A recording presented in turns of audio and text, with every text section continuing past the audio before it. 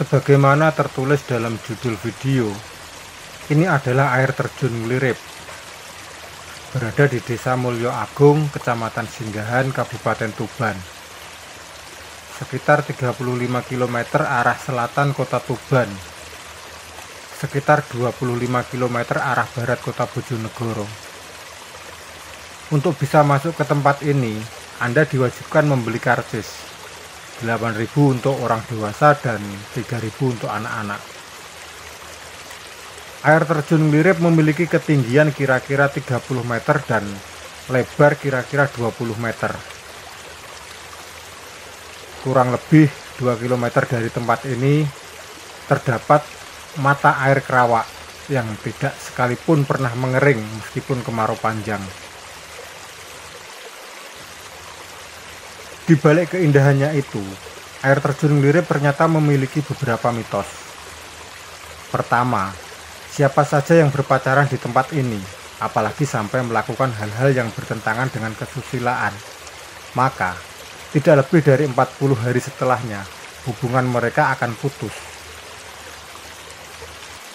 Kedua, calon pengantin sebaiknya tidak mengunjungi kawasan air terjun ini. Jika tidak ingin, kelak setelah menikah, rumah tangganya bubrah di tengah jalan. Mitos ini berakar kuat di benak masyarakat Tuban, khususnya daerah Mulyo Agung dan sekitarnya. Namun, jika Anda tidak yakin dengan mitos itu, boleh Anda mencobanya. Tetapi bagi mereka yang berkunjung ke Nglirip bersama istri atau suami sah, itu tidaklah masalah. Mitos-mitos itu lahir dari cerita rakyat tentang Putri Nglirip yang berkembang di masyarakat menjadi beragam versi. Versi pertama menuturkan bahwa Putri Nglirip sering menampakkan wujudnya, berwajah rupawan dan berbusana ala putri kerajaan.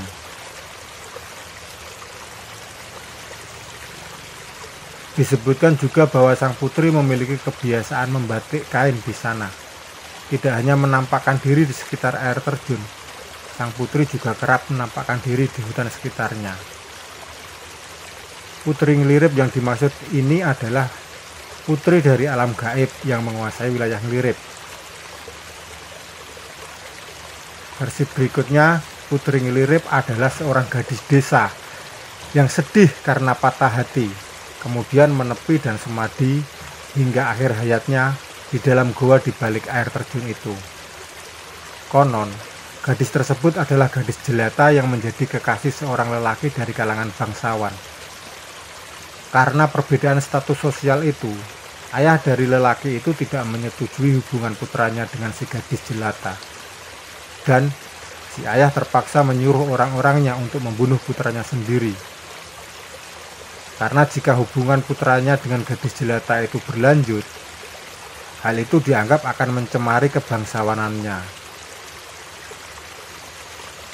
Masyarakat sekitar meyakini mitos yang berkembang luas itu bermula dari kutukan arwah gadis ini.